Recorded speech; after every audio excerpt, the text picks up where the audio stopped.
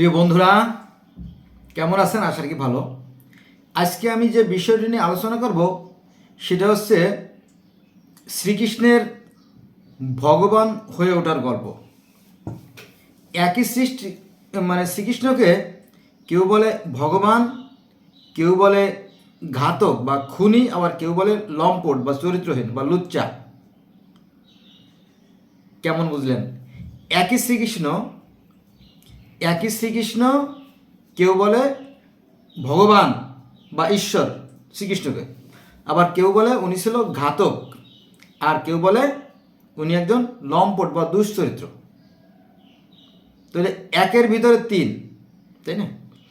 এর ভিতরে আরও কিছু মজা আছে। সেটা হচ্ছে যে আমি যেটা বলবো, যেহেতু আমি জগতের বিভিন্ন ধরনের ছাত্র, আমি বলবো যে শ্রীকৃষ্ণ তিনি ইহুদিদের মসি, তিনি খ্রিস্টানদের মোজেস, আর তিনি মুসলমানদের হযরত মুসা আলাইহিস সালাম।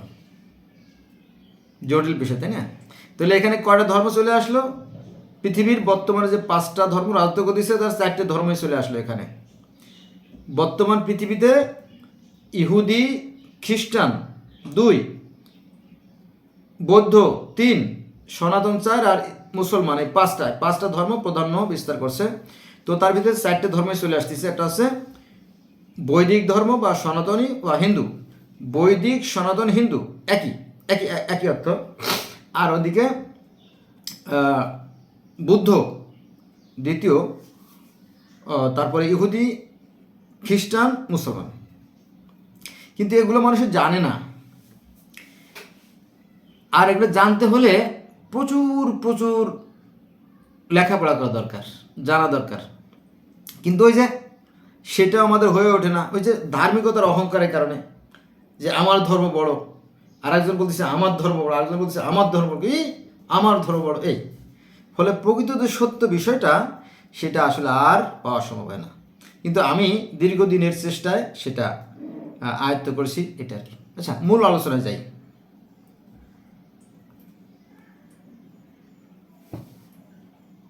পৃথিবীতে যত মহামানব আসছে, পৃথিবীতে সৃষ্টির উশালগ্ন থেকে এ পর্যন্ত লক্ষ লক্ষ নবী রাসূল আসছে, সবাই ন্যায় ও সত্যের পক্ষে ছিলেন, জানেন তো, তাই না? যেমন সনাতন ধর্মের কথা চলে আসে কথায়, কারণ তারা বয়সের দিক থেকে প্রাচীন। ভালো হোক মন্দ হোক, বয়সের দিক থেকে সনাতন ধর্ম বহু পুরাতন, প্রায় 20 লক্ষ বছর আগের ঘটনা, তাই না? তো সেখানে আমরা দেখি যে রাম রাম ছিলেন একজন সত্যের পক্ষের মানুষ, ন্যায়ের পক্ষের মানুষ, আদর্শের পক্ষের মানুষ।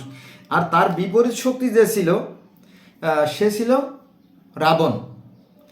রাম ছিলেন ন্যায়ের পক্ষে, আর রাবণ ছিলেন অত্যাচারীর পক্ষে তৎকালীন যুগে, আজ থেকে প্রায় 15,000 বছর আগে। তারপরে আজ থেকে 5,000 বছর বা 5,500 বছর আগের যে কৃষ্ণের আবির্ভাব ঘটল, এই কৃষ্ণ ছিলেন ন্যায়ের পক্ষে, আর কৃষ্ণের বিপরীত যে শক্তি ছিল কংস, তারা ছিল অত্যাচারের পক্ষে। এই হলো বিষয়। হযরত মুসা আলাইহিস সালাম ছিলেন ন্যায়ের পক্ষে, আর ওদিকে ফারাও রাজারা, তারা ছিল অত্যাচারের পক্ষে। এই কাহিনীগুলো এক, কিন্তু এক একজন এক একভাবে এক এক জায়গায় বর্ণনা দিয়েছেন ভিন্ন ভিন্ন। ফলে ওই একটা ধর্ম থেকেই অসংখ্য ধর্মের সৃষ্টি হয়েছে। তাহলে এই যে সনাতন ধর্মে যে মুসার কাহিনী, কৃষ্ণের কাহিনী, এইটাই ইহুদিদের মসি, খ্রিস্টানদের মোজেস, মুসলমানদের মুসা। এবং কোরআন শরীফে সর্ববৃহৎ যে আলোচনা সেটা হচ্ছে এই মুসা নবীকে কেন্দ্র করে। এই মুসা নবীর কথা আছে কোরআনে 136 জায়গায়। It is not a simple matter or simple word. 136টা জায়গায় এই মুসা নবীর কথা আছে। এবং প্রথম দিকে বাকারায় এই মুসা নবীর কাহিনী আছে, হ্যাঁ, বেশি। যাক, মূল কথা আসি। কৃষ্ণ কিভাবে লম্পট হলো, কিভাবে ঈশ্বর হলেন, আর কিভাবে খুনি হলেন, চলেন। রাজা কংস ছিলেন অত্যাচারী। রাজা কংস ছিলেন অত্যাচারী, আর রাজারা সাধারণত অত্যাচারী হয়ে থাকে, অথবা অত্যাচার হতে হয়, অত্যাচারী হতে হয়। কারণ কি জানেন, মদ খেলে যেমন মাথা ঠিক থাকে না, নিজের ঘরের বউরে বলে মা, তাই না, উল্টোপাল্টা কথা যেমন বলে, ঠিক তেমনি ক্ষমতার এই যে তেজ, ক্ষমতা সবাই কিন্তু সহ্য করতে পারে না। তো এই ক্ষমতা মানুষকে অসুস্থ করে ফেলে। আর অধিকাংশ ক্ষমতাশীল রাজা বাদশাহ দেখবেন তারা কিন্তু গুলির তলে চলে যায়, গুলি TT TT TT TT TT TT গুলির তলে চলে যায়, তারা ধ্বংস হয়ে যায়। কারণ যখন ক্ষমতায় যায় তখন তাদের হেদায়েত বোধ আর থাকে না। যাই হোক, তো এই রাজা কংস ছিলেন অত্যাচারী। তিনি তার বোনকে অর্থাৎ দেবকী রানীকে কোনো সম্পত্তির অংশ দেন নাই। ভালো কথা। এই রাজা কংসের আবার 5টা মেয়ে ছিল। এই 5টা মেয়েকে বিবাহ দেয় জরাসন্ধের ছেলেদের সাথে। জরাসন্ধ, তো জরাসন্ধ একজন রাজা, আর তার 5টা ছেলে 5জন রাজা। কয়জন? 6জন। এদিকে কংস হলেন একজন, কত? 7জন রাজা। তাহলে দেখেন 7জন রাজা যদি এক হয় তাহলে তার অবস্থা কোথায় যেয়ে দাঁড়ায়? বিশাল প্রতাপশালী, বিশাল সহ্য বীর্যের অধিকারী, বিশাল ক্ষমতা। যেমন প্রধানমন্ত্রী শেখ হাসিনা ভারতের সহযোগিতায় আমাদের বাংলাদেশকে একেবারে নিজের করায়ত্তে নিয়ে গেছিলেন। হ্যাঁ, হাসিনা মনে করলো যে বোধহয় আমার তোড়ে, অর্থাৎ আমার বিপরীতে আর কোনো শক্তি নাই, সব বিলুপ্ত হয়ে গেছে, এরকম তো মনে করছিল। এবং তিনি প্রশাসনকে সবচেয়ে বেশি প্রাধান্য দিয়েছিলেন, যেমন পুলিশের বেতন বাড়াইয়া এবং পুলিশকে ক্ষমতায়ন করা। আর পুলিশ আবার কি করছে? পুলিশ আবার সেই ক্ষমতাটাকে জনসাধারণের উপর প্রয়োগ করছে। আর জনসাধারণ তো অসহায়, জানেন তো, জনসাধারণ সবসময় অসহায় ছিল না, তারা দুঃখী ছিল, তারা গরিব ছিল। এখন জনগণের এমন কোনো সাধ্য নাই যে তারা বিচার প্রার্থী হয়। তো বিচার চাইতে গেলে তো পুলিশের কাছে যাবে, আর পুলিশে তো ওভার ডোজ দিয়েই দিয়েছে প্রধানমন্ত্রী। অতএব সাধারণ মানুষ অসহায়, তারা কোথায় গেছে? তারা একেবারে ডাইরেক্ট আল্লাহ, মানে সেই ঈশ্বর, গড, নারায়ণ, প্রজাপতি, টিন, সিয়াম, তাও, বাল দেবতা, ঈশ্বর, গড যাই বলেন, তার কাছে তারা অ্যাপ্লিকেশন করছে, হে আল্লাহ, তুমি এই জালেম হাসিনার থেকে আমাদেরকে বাঁচাও। তখন আল্লাহ পাক তো আর অবিচার করতে পারেন না, মানে ভগবান তো আর অবিচার করতে পারেন না। তখন এটা সরাসরি আল্লাহর পক্ষ থেকে নাজিল হয়েছে। পরে সৃষ্টিকর্তা কি করলেন?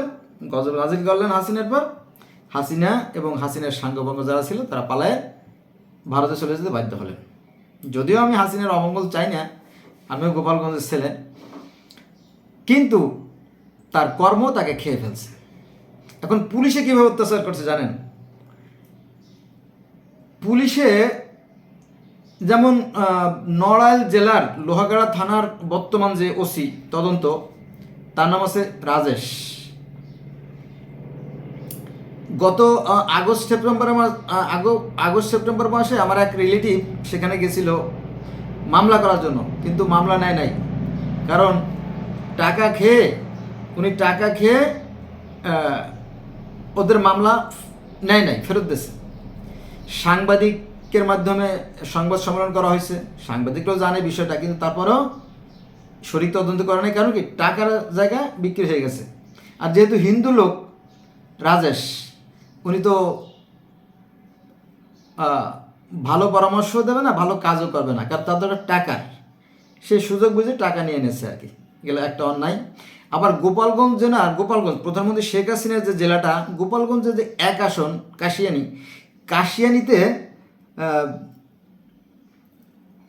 ওর নাম যে ছিল তদন্ত, তাহলে গণেশ, কি নাম বলছি একটু সিরিয়াসলি শুনবেন, কিন্তু এটা রহস্য ব্যাপার।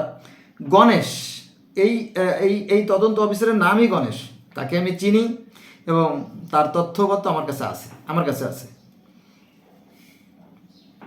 তো এই হিন্দু দেখবেন যে বাংলাদেশে যত থানা আছে তার বেশিরভাগ থানায় খালি হিন্দু ও তদন্ত অফিসার দেশে, ফলে তারা তাদের মতো তাদের মনের মাধুরী মিশিয়ে, হ্যাঁ, তাদের ইচ্ছে মতো করে তদন্ত তৈরি করছে। ফলে গুড়ে বালি হয়ে গেছে, সাধারণ মানুষ হয়রানি হয়েছে, ভোগান্তির শিকার হয়েছে। আর পকেট ভরছে কাদের? ওই পুলিশ অফিসারদের। এরকম তো আরও শত শত হাজার কাহিনী আছে, সেখানে আমি যাব না। তো এই পুলিশের অত্যাচারের কারণে মানুষ অতিষ্ঠ হয়ে গেছে, আর মানুষ সৃষ্টিকর্তার কাছে প্রার্থনা করছে, হে আল্লাহ তুমি আমাদের রক্ষা করো। আর আল্লাহ পাক সরাসরি কিন্তু হাসিনাকে এদেশ থেকে তাড়িয়ে অন্যত্র সরাই দিয়েছে। এ হলো অত্যাচারের কাহিনী। যাক, মূল কথা আসে, যেটা আজকের আলোচ্য বিষয়, সেটা হচ্ছে যে এই রাজা কংস ছিলেন অত্যাচারী, আর তার যে বিয়াই, মানে মেয়ে বিয়ে দিলে যে আত্মীয় হয় সেটা হচ্ছে বেয়াই বলে আমাদের দেশে। সেই জরাসন্ধও ছিল অত্যাচারী, কংসও ছিল অত্যাচারী, কারণ অত্যাচারীর আত্মীয় তো অত্যাচারী হয়, তাই না? আর তার 5 ছেলে ছিল অত্যাচারী। তাহলে 7 জন অত্যাচারী যদি এক জায়গায় হয়, বিশাল ব্যাপার না? এই তারপরে কি করলো? কংসের 7টা ভাইকে, সরি না, কংসের 7টা ভাই না, কংস কৃষ্ণের 7টা ভাইকে পাথরে আছাড় মেরে হত্যা করে।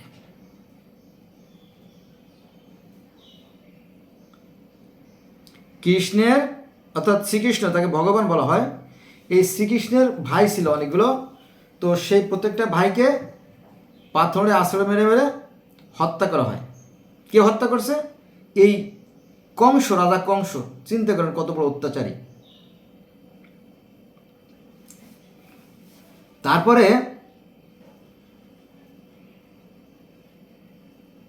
কংসের যে মা দেবকী রানী, এই দেবকী রানীকে হত্যা করবে। এখন দেবকীর স্বামী বাসুদেব, অর্থাৎ কৃষ্ণের বাবা, সে বলল যে কংস আপনি কেন তাকে হত্যা করবেন? কি অপরাধ? সে তো আপনারই মতো রক্ত মাংসের, তার অপরাধটা কি? সে তো কোনো অন্যায় করে নাই, তাই না? তার পেটে যে সন্তান আসবে, অর্থাৎ দেবকী রানীর গর্ভে যে সন্তান আসবে, সে হয়তো আপনার ক্ষতি করতে পারে, কারণ দৈববাণী তাই বলে, জ্যোতিষীরা তাই বলে। তো দেবকী রানী তার কোনো অন্যায় করে নাই, করছে? বলো না, সেই করে নাই। বলো তার গর্ভে যদি এমনি কোনো সন্তান এসে থাকে, তাহলে সেই অপরাধী সন্তানকে আমি আপনার হাতে ধরিয়ে দেব। ও ঠিক আছে। মানে রাজা কংসের সাথে কৃষ্ণের বাবার বাসুদেবের সাথে কথা হয়, চুক্তি হয়, যে আমার স্ত্রী গর্ভে যদি সত্যিকার অর্থে দুষ্ট সন্তান জন্ম নেয়, তাহলে তোমার হাতে ধরিয়ে দেবো, তুমি তাকে হত্যা করো, সমস্যা নেই, কিন্তু আমার স্ত্রী দেবকী রানীকে হত্যা করতে পারবে না। ঠিক আছে, দেখেন সত্যে আটকে গেছে। এরপরে এই কৃষ্ণকে, মানে কৃষ্ণের মাকে এবং বাবাকে জেলের মধ্যে আটকে রাখে। কৃষ্ণের পিতা হচ্ছে বাসুদেব, আর কৃষ্ণের মা হচ্ছে দেবকী রানী। তো এদেরকে কংস তার জেলখানায় আটকে রাখে, কারণ তখন ছিল সন্তান সমবা। দেবকী রানীর পেটে সন্তান ছিল, অর্থাৎ কৃষ্ণ হবে, এবং জ্যোতিষেরা সেইভাবেই গণনা করে বলছে যে হ্যাঁ, একটা ছেলে সন্তান হবে, আর সেই ছেলে আপনার মৃত্যুর কারণ হবে।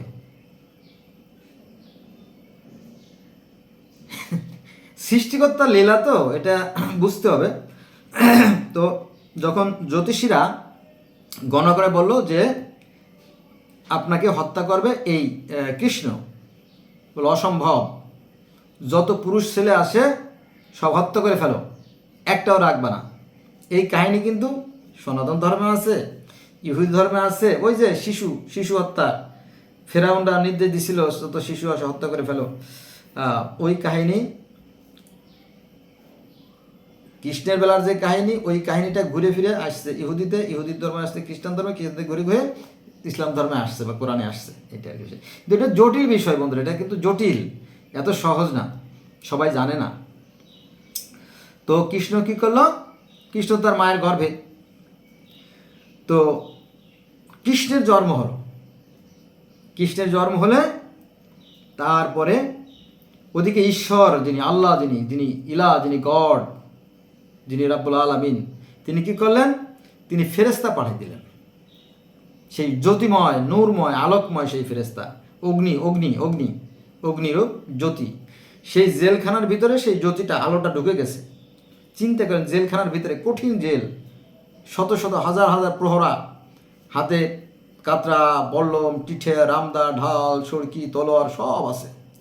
তার ভিতর থেকে ঈশ্বরের দূত বা ঈশ্বর নিজেই সেই জেলের মধ্যে ঢুকে যায়। পরে সেই শ্রীকৃষ্ণ যখন জন্ম হলো, তখন তার পিতাকে বলতেছে, বাসুদেব। বললো, কে আপনি? বললো, আমি তোমার ঈশ্বর অথবা ঈশ্বরের দূত, চতুষ্কোণ দেবতা আর কি। তো বললো, বলেন কি করতে হবে? বলো, তুমি তোমার শ্রীকৃষ্ণকে নিয়ে গোকুলে পালিয়ে যাও, গোকুলে পালিয়ে যাও। তো বললো, হাউ পসিবল ইট ইস, কীভাবে সম্ভব? কারণ চারিদিকে কঠিন প্রহরীরা পাহারা দিচ্ছে, শক্ত জেল ভেদ করে যাওয়াটা আদৌ সম্ভব না। বললো, আমি বলছি তো, সব ব্যবস্থা তো আমিই করব, আমি তো নিয়ন্ত্রক, আমি তো স্রষ্টার, আমি বা সৃষ্টিকর্তা, বা আমি সৃষ্টিকর্তার দূত, ঈশ্বরের পক্ষ থেকে আমি সব ব্যবস্থা করব। তখন ওই একই সাথে আবার ভগবান বা আল্লাহ, তিনি আবার ইডার সাথেও কথা বললেন, দেবকী রানীর সাথেও কথা বললেন, অর্থাৎ শ্রীকৃষ্ণের মায়ের সাথে কথা বললেন, দেখো দেবকী রানী, আমি জানি যে তোমার অনেকগুলো ছেলেকে রাজা কংস হত্যা করছে, আমি জানি। তুমি দুঃখ করো না, যা আবার হয়ে গেছে। তোমার এই এক কৃষ্ণকে দিয়েই আমি তোমার হাজার ছেলের যে অভাব সেটা পূরণ করে দেব, তুমি দুঃখ করো না। স্বয়ং সৃষ্টিকর্তা কৃষ্ণের পিতার সাথেও প্রমিস করলেন, ওয়াদা করলেন, এবং মাতার সাথে ওয়াদা করলেন, তোমার কৃষ্ণকে আমি রক্ষা করব, আমি স্বয়ং ঈশ্বর। তারপরে কৃষ্ণের পিতা কি করলেন? তিনি একটা ঝুড়িতে করে কৃষ্ণকে শোয়াইয়া, বাচ্চা তো, তিনি রওনা দিলেন। তো আপনারা জানেন যে জেলখানার প্রাচীর যে কত কঠিন হয়। তো এই প্রাচীর ভেদ করে, মানে দরজা এমনি এমনি খুলে গেল, অটো। তিনি রওনা দিলেন, গেট খুলে গেল, বাইরে প্রহরারা সবাই অচেতন। এটা গড গিফটেড মেসেজ, মানে সবাই অচেতন, অজ্ঞান। তিনি সবার সামনে দিয়ে আস্তে আস্তে হেঁটে হেঁটে চলে গেলেন, কেউ তাকে বিঘ্ন করলেন না, বাধা দিলেন না। কাকে? কৃষ্ণের পিতাকে, বাসুদেবকে। তিনি কৃষ্ণকে একটা ঝুড়িতে করে মাথায় করে, বা একটা বাক্সে করে, বাক্স বলতে পারেন, বাক্স বা ঝুড়ি, ইহুদি ধর্মে একরকম আসছে, খ্রিস্টান ধর্মে একরকম আসছে, ইসলাম ধর্মে একরকম আসছে, সনাতন ধর্মে আরেকরকম আসছে, কিন্তু ঝুড়ি বা বাক্স বা পেট্রা এরকম একটা কিছু। যাও, তো তারপরে সেই কৃষ্ণকে নিয়ে তিনি রওনা দিলেন। রওনা দেওয়ার পরে পথিমধ্যে সেই যমুনা নদী কীভাবে পার হবেন, কি মুশকিল হয়ে গেল। তখন তিনি চিন্তায় পড়ে গেলেন।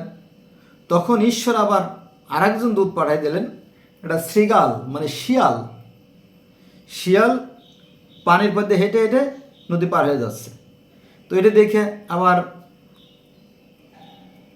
কৃষ্ণের পিতা, তিনিও আবার শিহরিত হলেন, আরে কি অবাক কাণ্ড, পানির উপর দিয়ে ও কি হেঁটে যাওয়া যায়? তো উনিও রওনা দিলেন, তিনি নদী পার হয়ে গেলেন। বন্ধুরা, এখানে একটা লক্ষণীয় বিষয়, যে এই যে নদী পার হয়ে যাওয়ার যে কাহিনী, এটা আপনারা জানেন, সেই যে শিশু মুসাকে যে নীল নদে ছেড়ে দেওয়া হয়েছিল, সেই কাহিনী ইসলাম ধর্মে আছে, সেই কাহিনী ইহুদি ধর্মে আছে, সেই কাহিনী খ্রিস্টান ধর্মে আছে, আর সেই কাহিনী এই সনাতন ধর্মেও আছে। একই কাহিনী, তবে যার যার মতো করে আলাদা করে নিয়েছে। এটা মানুষ জানে না, অধিকাংশ। আমার কথা আপনারা বুঝবেন কিনা আমি জানি না। যাই হোক, তো তারপরে তিনি সেই যমুনা নদী পার হয়ে গেলেন। এরপরে চলে গেলেন কোথায়? গোকুলে। সনাতন ধর্মে আছে গোকুলে, আর ইহুদি খ্রিস্টান ধর্মে আছে গোসান, আর আমাদের ইসলাম ধর্ম আছে মাদিয়ান। ভালো করে খেয়াল করবেন, একই জায়গাকে এক একটা ধর্মে এক একভাবে বর্ণনা করা হয়েছে। সনাতন ধর্মে বলা হয়েছে শিশু কৃষ্ণকে নিয়ে যাওয়া হয়েছিল গোকুলে নন্দরাজের বাড়িতে। শিশু কৃষ্ণকে নিয়ে যাওয়া হয়েছিল গোকুলে নন্দরাজের বাড়িতে, সেখানে সে আশ্রয় প্রশ্রয় বড় হয়ে ওঠে। আর ইহুদি ধর্মে আসছে মসিকে নিয়ে যাওয়া হয়েছিল কোথায়? ফেরাউনের বাড়িতে, সেখানে সে লালিত পালিত হয়। আর খ্রিস্টান ধর্ম সে একই কথা বলা আছে, মসিকে নিয়ে যাওয়া হয়েছিল সে ফারাওদের বাড়িতে। আর ইসলাম ধর্মে ওই কথা বলা আছে যে নীলনদ পার হয়ে চলে গেল কোথায়? সেই ফেরাউনের বাড়িতে। একই কাহিনী, এবং সেখানে সে লালিত পালিত হয়। তাহলে একই জায়গায় হিন্দু ধর্মে বলা হয়েছে গোকুল, ইহুদ ধর্ম বলা হয়েছে গোসান, আর ইসলাম ধর্ম বলা হয়েছে মাদিয়ান। যাক, মূল কথায় আসি। মূল কথা থেকে সরে গেছি অনেক দূর, কারণ বিশাল কাহিনী তো, শত শত ভিডিও করা যায় এগুলো দিয়ে। তো কৃষ্ণ যখন বড় হলেন, ওদিকে তো কংসের বাধা দেওয়ার আর কেউ রইল না। তিনি বিশাল বিত্ত বৈভবের মালিক, বিশাল তার ক্ষমতা, কে ঠেকায়? সে স্বয়ং ঈশ্বর হয়ে গেছে। কে? কংস, অত্যাচারী। তো ইতিমধ্যে কি করছে কংস জানেন? 80 জন মতান্তরে 100 জন রাজা, বিভিন্ন প্রদেশের রাজাকে ধরে নিয়ে আসছে। ধরে এনে একটা ঢেরার মধ্যে, মানে জেলের মধ্যে আটকে রাখছে। আগেকার দিনে কিন্তু ফাঁসির পরিবর্তে ওই জবাই দিয়ে দিত, আল্লাহু আকবার। আমরা যে জবাই দেয় না, গরু জবাই দেয় আল্লাহু আকবার বলে, আর হিন্দুরাও কিন্তু জবাই দেয়, ওটা বলে বলি। ওরা যে জবাইটা দেয় ওটাকে বলে বলি, আর আমরা মুসলমানরা যে জবাইটা দেয় সেটা বলে কোরবানি, একই কথা। তো এই 100 রাজাকে কোরবানি দেবে। তাহলে 100 রাজাকে যদি কোরবানি দেয়, তাহলে আর কংসের আর কোনো শত্রু রইল না। বুঝা গেছে? এই তো এই 100 রাজাকে বন্দি করে রাখছে। তো এই 100 রাজার তো অনুসারী আছে না, তার সৈন্য সামন্ত আছে, তার পরিবার আছে, আত্মীয় স্বজন আছে। তো তারা আবার কৃষ্ণের কাছে গেল। কৃষ্ণ, সত্যের ভরা বুঝি ডুবে যায়, সত্য কথা বলার মতো আর কেউ থাকবে না, অত্যাচারে পৃথিবীটা নরকে পরিণত হয়ে গেছে, তুমি একটা কিছু করো বাবা। তো কৃষ্ণ আবার চিন্তা করলো, তাই তো, জীবন তো ক্ষণিকের, এই আছি এই নাই, কর্মটাই আসল জিনিস, ভালো কর্ম করতে হবে। তো কৃষ্ণ আবার চলে গেল অর্জুনের কাছে। অর্জুন, বলো জি। বলো এখন আর ঘরে বসে থাকা যাবে না, কি করতে হবে? যুদ্ধ করতে হবে। তো বলো বলেন কি, কার সাথে?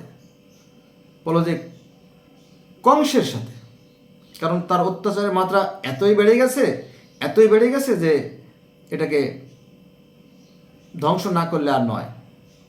বলো এটা কিভাবে সম্ভব? সব তো নিজেরা না, আমি এ যুদ্ধ করতে পারবো না, আমি রক্তারক্ত করতে পারবো না। তা বলো না, এটা বিধির বিধান, এটা করতেই হবে। এটা সত্য আর মিথ্যের যুদ্ধ, ন্যায় আর অন্যায়ের যুদ্ধ, আদর্শের যুদ্ধ, নীতির যুদ্ধ, তোমাকে করতেই হবে। এখানে একটা ঘটনা বলি। হযরত মুসা আলাইহিস সালাম, ইনারা ছিলেন 3 ভাই বোন। মুসা 1, হারুন 2 আর মরিয়ম 3। মুসা আলাইহিস সালামের 3 ভাই বোন ছিলেন। এটা ইসলাম ধর্মে আছে, ইহুদি ধর্মে আছে, খ্রিস্টান ধর্মে আছে, তবে নামের বেলা একটু ভিন্ন। আর সনাতন ধর্মই একই কথা বলা আছে যে এই কৃষ্ণ ছিল 3 ভাই বোন, কৃষ্ণ, বলরাম আর সুভদ্রা। কয় ভাই বোন? 3 ভাই বোন। কৃষ্ণ একজন, বলরাম একজন, 2 জন, আর সুভদ্রা হচ্ছে তার বোন। এই 3 ভাই বোন। আমি বলছি কিন্তু আজ যে মুসা আর কৃষ্ণ কিন্তু একই ব্যক্তি। তো এই সুভদ্রার স্বামী হচ্ছে এই অর্জুন। বোঝা গেছে বিষয়টা? এই তো যাই হোক, শেষ পর্যন্ত অর্জুন যুদ্ধ করতে বাধ্য হলো। কৃষ্ণ আর অর্জুন মিলে সেই কুরুক্ষেত্র যুদ্ধর কাহিনী, লম্বা কাহিনী, সেটা বলতে গেলে কয়েক সপ্তাহ কয়েক মাস সময় লাগবে, সেখানে আমরা যাব না। তো শুরু হয়ে গেল যুদ্ধ, জানেন তো।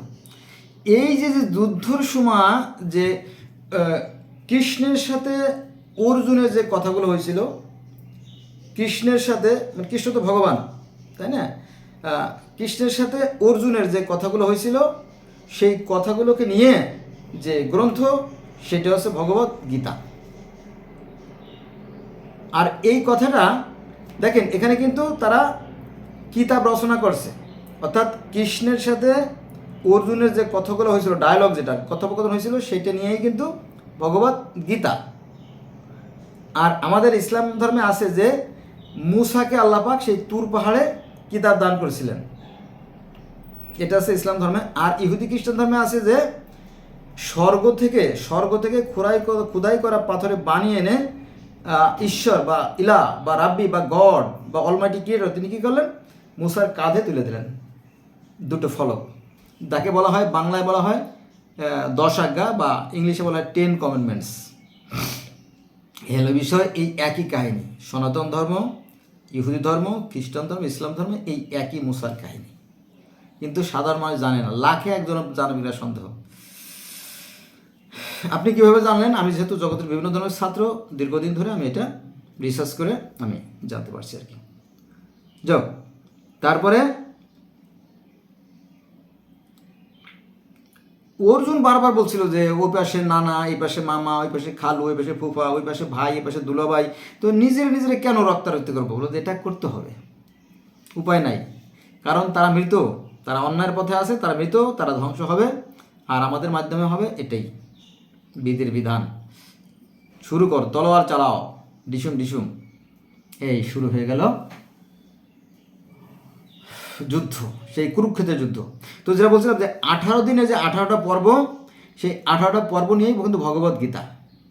এবং এখানে একটু নামের ভিন্নতা বা ঈশ্বরের রূপের ভিন্নতা আছে।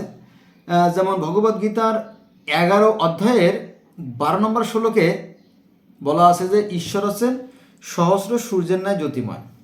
তাহলে ঈশ্বর যদি সহস্র সূর্যের ন্যায় জ্যোতিময় হয়, তাহলে আবার শরীর হলো কি, আসলে শরীর হলো কি করে, তাই না? এখানে মূলত কৃষ্ণ হচ্ছেন স্বয়ং আল্লাহ, আল্লাহর কথা বলা হয়েছে স্বয়ং আল্লাহ, আর সে ছিল জ্যোতিরূপ। আর অর্জুন হচ্ছে মুসা। এখানে কথাটা ঘুরে গেল, যদিও যদি কারো কমেন্ট থাকে বলেন, আমি সুন্দর করে বুঝিয়ে দেবো। অর্জুন হচ্ছে সেই মুসার রূপ, আর কৃষ্ণ হচ্ছে স্বয়ং ভগবান বা ঈশ্বর বা আল্লাহ রূপ। এই যাই হোক, তারপরে সেই 18 দিনের যুদ্ধ হলো। আর যুদ্ধে পরে কৃষ্ণের জয় হলো, অর্থাৎ সত্যের জয় হলো। কৃষ্ণ মানে কি, সত্যের জয় হলো, ন্যায়ের জয় হলো। আর রাজা কংস ধ্বংস হলো। এখন রাজা কংস যখন ধ্বংস হয়ে গেল, তখন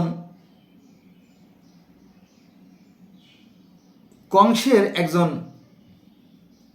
মন্ত্রী ছিল, তার নাম হচ্ছে নরাশংস। কি নাম? নরাশংস। এই নরাশংসটা ডেরা ছিল, সেখানে প্রায় 1600 অথবা 16,000 নারী বন্দী ছিল। আগেকার দিনে তো টেলিভিশন ছিল না, মোবাইল ছিল না, ল্যাপটপ ছিল না, ইউটিউব ছিল না, ফেসবুক ছিল না, টুইটার ছিল না, গুগল ছিল না। তখনকার দিনে এই নারীদেরকে দিয়ে বিনোদন করা হতো, নাচা গানা, হ্যাঁ, এই সমস্ত বিনোদন হতো রাজবাড়িতে, সারা বিশ্বের রাজবাড়িতে এগুলো হতো কম বেশি, এগুলো বিষয়। তো এভাবে হাজার হাজার নারীদেরকে সেই নরাশংসের ডেরায় বন্দি রাখা হয়েছিল ভোগ করার জন্য, অথবা এমন কিছু।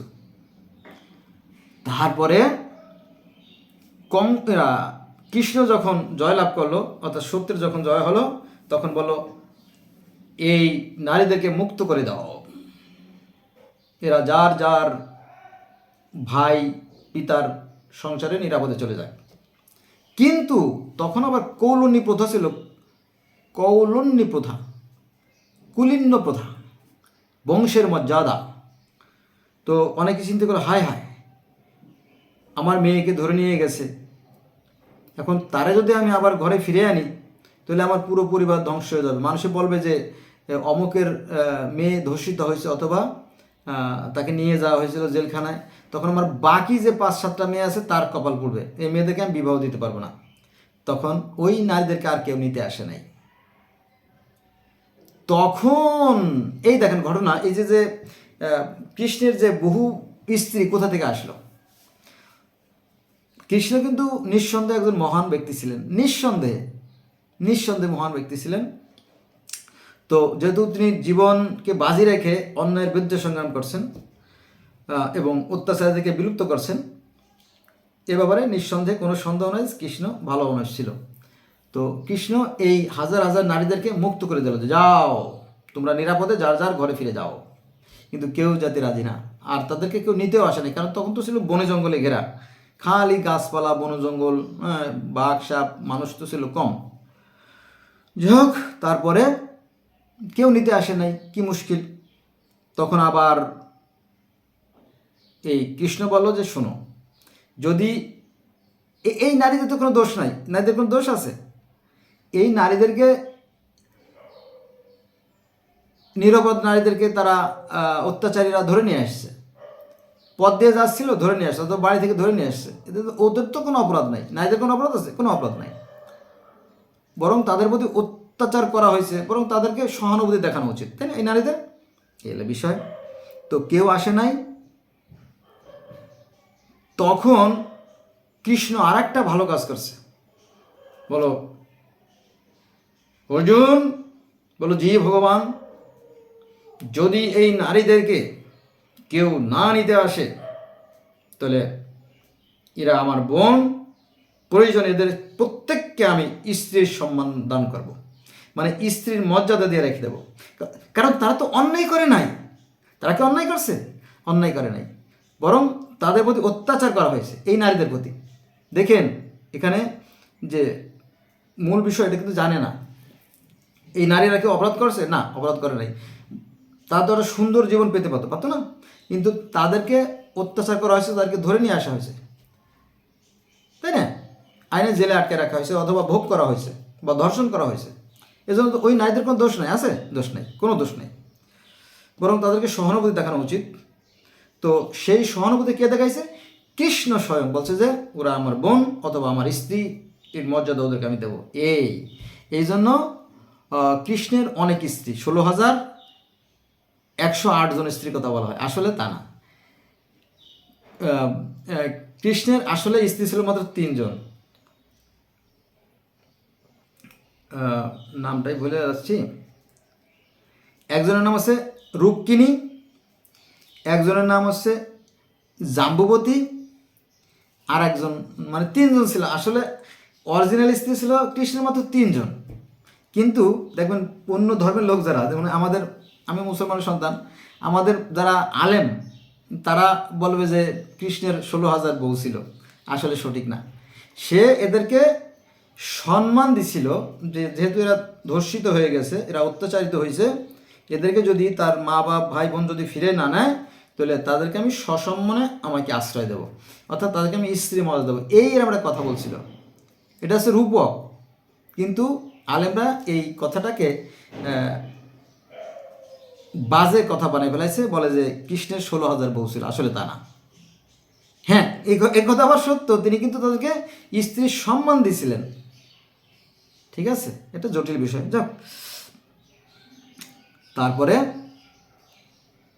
দেখেন কত বড় মহান ছিলেন সেই কৃষ্ণ।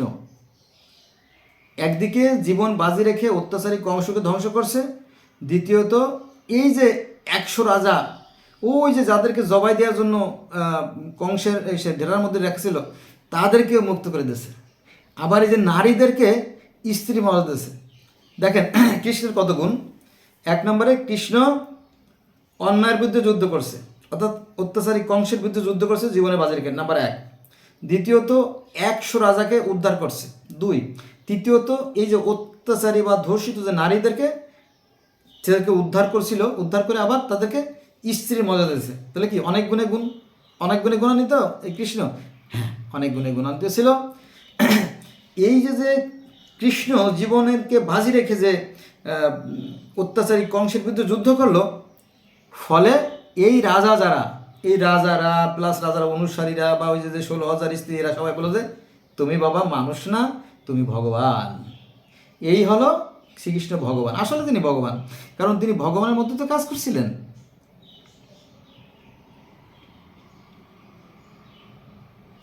এই বিষয়টাকে এক একজনে এক একভাবে দেখে। কেউ বলে কৃষ্ণ ছিল লম্পট, কারণ তার বউ ছিল 16,000, কিন্তু মূল ঘটনা জানে না। আমি যে ঘটনাটা বললাম এর কিছুই জানে না, খালি জানে যে 16,000 বউ হয়। একজন মানুষের 16,000 বউ কীভাবে চালায় রে, তাই না? প্রকৃত সত্যটা জানে না, এইখানে পার্থক্য। প্রকৃত সত্য জানা আর না জানাতে অনেক পার্থক্য। হ্যাঁ, আর ওই যে 100 রাজা, ওই 100 রাজা তো ওরা লাখ লাখ সৈন্য আছে না, তারা কৃষ্ণকে বলে যে উনি স্বয়ং ভগবান, সাক্ষাৎ ভগবান। ভগবান তাকে পাঠাইছে আমাদেরকে উদ্ধার করার জন্য। উনি না থাকলে আমাদের নিশ্চিত মারা যেতাম। ঠিক আছে, এই লোকগুলো শ্রীকৃষ্ণ বলো ভগবান। তাহলে শ্রীকৃষ্ণ একদিকে ভগবান, এটাও সত্য। আবার যারা জানে না বিষয়টা, তারা বলে লম্পট, অনেকগুলো বউ, এটাও সত্য। আর ওই যে ঘাতক বলা হয়, ঘাতক বা খুনি বলে, কারা বলে? মুসলমানরাও বলে, ইহুদিরাও বলে, খ্রিস্টানরাও বলে, আবার বৌদ্ধ ধর্মের লোকেরাও বলে।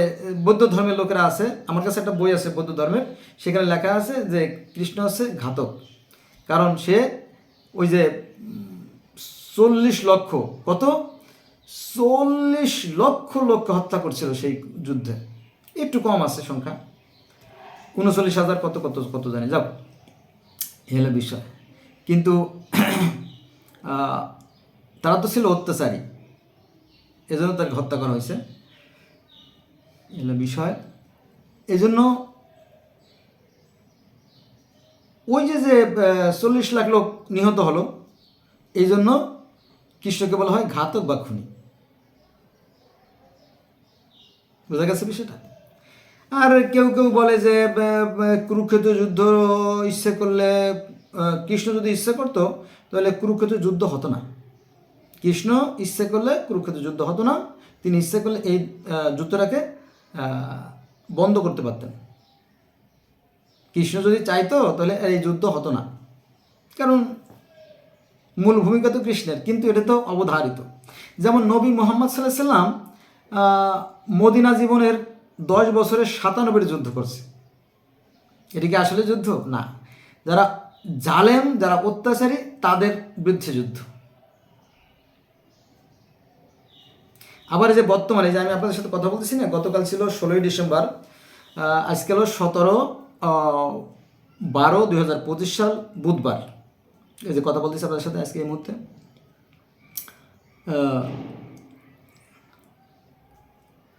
দেখেন যে আমাদের এই যে আমাদের এই বাংলাদেশের কথা বলি, সরকারি যত প্রতিষ্ঠান আছে, আমি বারবার বলি, সরকারি যত প্রতিষ্ঠান আছে এখানে ভালো লোক আপনি পাবেন খুব কম, শতকরা হয়তো 2-4-5%, তার বেশি না।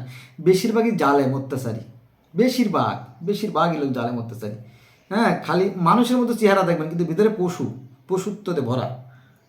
ঠিক আছে, মানুষ পাবেন না। হ্যাঁ, আপনি চলতেছেন রাস্তা দিয়ে, শুধু গায়ের সাথে একটু ঘষা লাগছে, হ্যাঁ মিয়া তুমি কে, তোমার আমি দেখাই দেবো, এই হ্যাঁ, সামান্য একটু জিনিস নিয়ে আপনি পথে চলতেছেন, সাইকেলের সাথে সাইকেলের ধাক্কা লাগছে, কে ব্যাটার তুই, তাই না? এই যে পশুত্ব, ভিতরে পশুত্ব খালি গনগন গনগন করতেছে, মনুষ্যত্ব বলে কিছু নাই।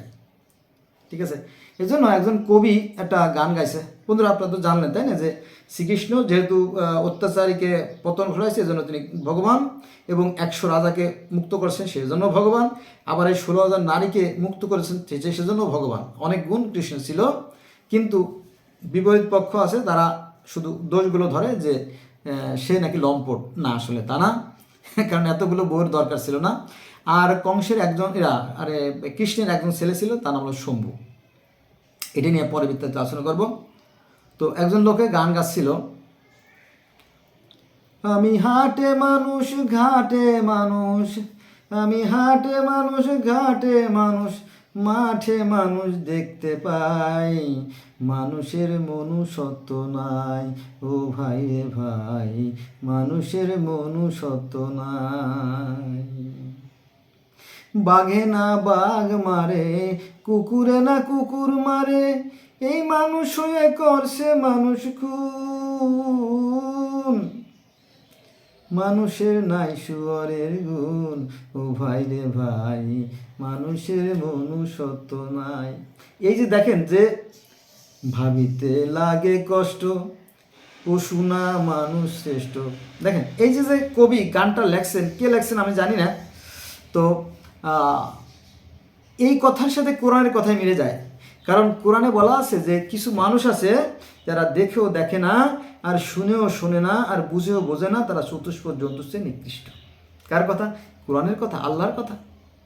তো এই সব মানুষ কিন্তু মানুষ না, এই মানুষেরাই কিন্তু বিশৃঙ্খলা সৃষ্টি করে, ঠিক আছে? তো জানতে হবে কৃষ্ণ নিঃসন্দেহে একজন মহান মানুষ ছিলেন।